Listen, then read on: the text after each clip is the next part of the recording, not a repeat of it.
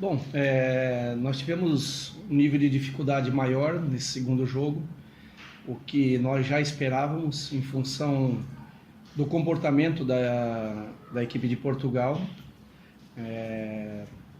Teria um nível de pressão e obrigação maior nesse segundo jogo e certamente nós nos preparamos para uma dificuldade muito maior e ela acabou acontecendo, como nós prevíamos.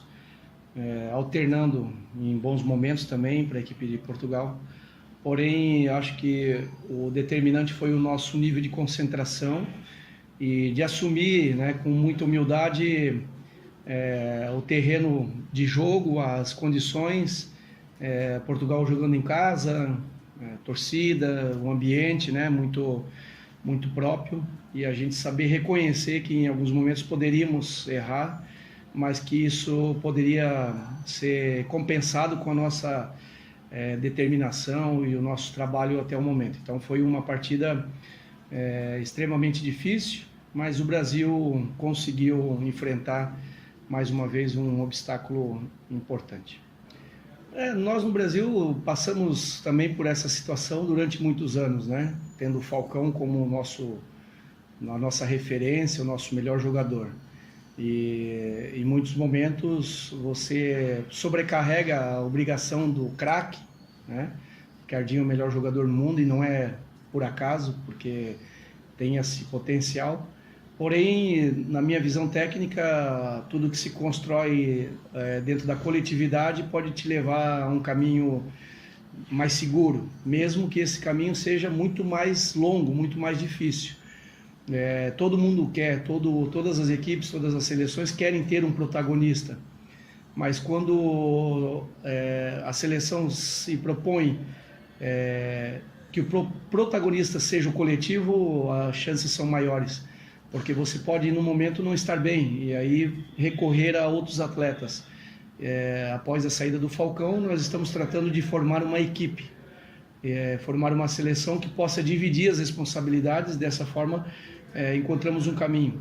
Tenho absoluta convicção que o Jorge Brás faz a mesma coisa, mesmo tendo o Ricardinho como um grande atleta, tenta construir uma dinâmica coletiva dentro da equipe.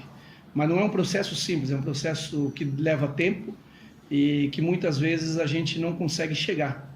Essa é uma realidade dura para todo treinador que trabalha arduamente, mas que às vezes não encontra o equilíbrio, o ponto certo, né? Do Higuita é brilhante, é um atleta com potencial incrível, além de nos ajudar muito na parte defensiva, que é a principal obrigação dele, é um atleta que nos ajuda a desafogar a pressão da defesa, passa muito bem a bola, tem um nível de tranquilidade muito grande no jogo, e isso faz com que ele tenha ações sob uma frieza impressionante. E hoje ele foi imprescindível no resultado. Em algumas oportunidades, Portugal poderia ter encostado no placar, ter diminuído a diferença e criado um problema para nós na defesa de goleiro-linha.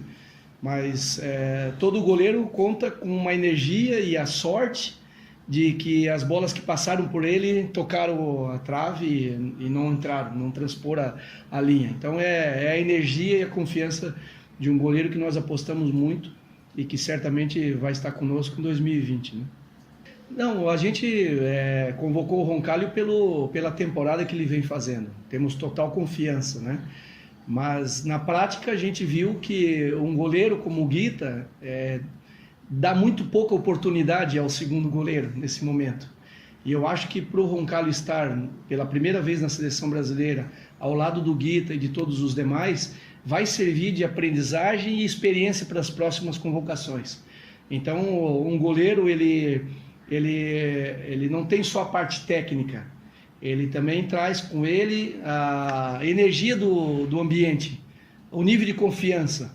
Então eu acho que o Roncalho chega na seleção para adquirir esse espaço. Temos total confiança, porém o jogo se desenhou de uma forma muito difícil.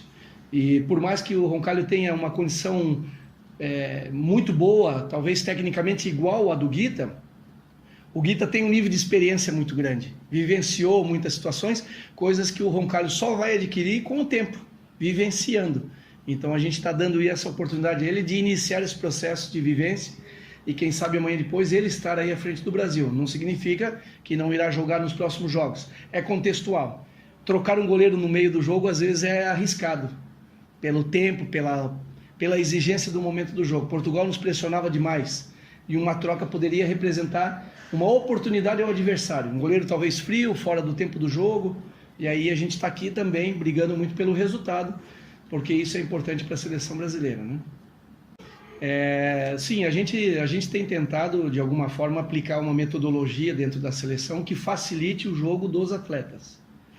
Por mais que nós tenhamos a necessidade de colocar o nosso perfil, a nossa energia, a nossa filosofia de trabalho, a gente está respeitando um processo que é de adaptação dos atletas à nova comissão técnica. Nós não chegamos aqui para impor a nossa forma de jogar, e sim nos adaptar aos atletas. Uma vez que são atletas brasileiros, e atletas brasileiros têm uma característica de vibração, são sanguíneos, mas estão se desenvolvendo em clubes europeus, com uma outra cultura, com outro método. A nossa função tem sido estudar como cada um deles tem se desenvolvido, para que aí então nós adapte a nossa metodologia à condição técnica de cada um. Pelos 2 jogos frente a Portugal, me parece que isso vai beneficiá-los no futuro. Então, gradativamente se coloca alguma coisa. Nós não estamos aqui colocando todas as informações que temos. Primeiro os conceitos, depois a progressão metodológica do trabalho, né?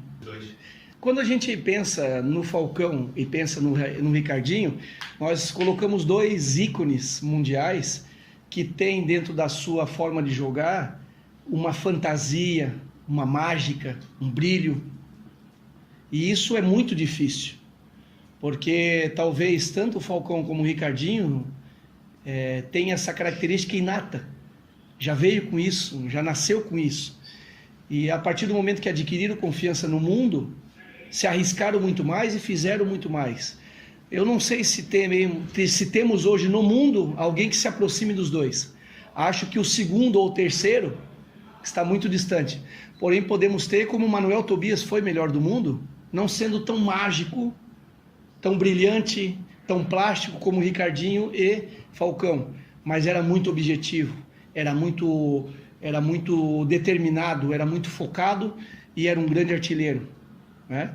Então, remetendo, a possibilidade de ser o melhor do mundo está aberta para vários jogadores, como por exemplo Ferrão, que faz muitos gols, que tem um protagonismo dentro do Barcelona e também da seleção brasileira, pode alcançar, mas não comparativo com o que Ricardinho e Falcão foram, não, são outras características, é uma outra função. Mas dentro desses 2 não consegue eleger o melhor? Difícil. Também não arriscaria ser leviano em eleger um jogador brasileiro. Temos tantos outros jogadores no mundo e o que precisamos é dividir o protagonismo no mundo. A filosofia da nova seleção brasileira é de dividir com o futsal mundial as atenções. Nós só vamos ser grande se nós dividirmos com o mundo. Não pode que só nós dominamos o mundo, porque o futsal não vai crescer em outras partes se nós não aceitarmos dividir isso. E é o que a gente quer dividir. Talvez poderíamos ter depois do Ricardinho, talvez um jogador russo, um espanhol, ou de qualquer outra nação do mundo como melhor, seria bom. Dividiríamos um pouco o protagonismo de Brasil, Portugal e Espanha dentro do cenário mundial. Muito obrigado. Obrigado. Prazer revê-los.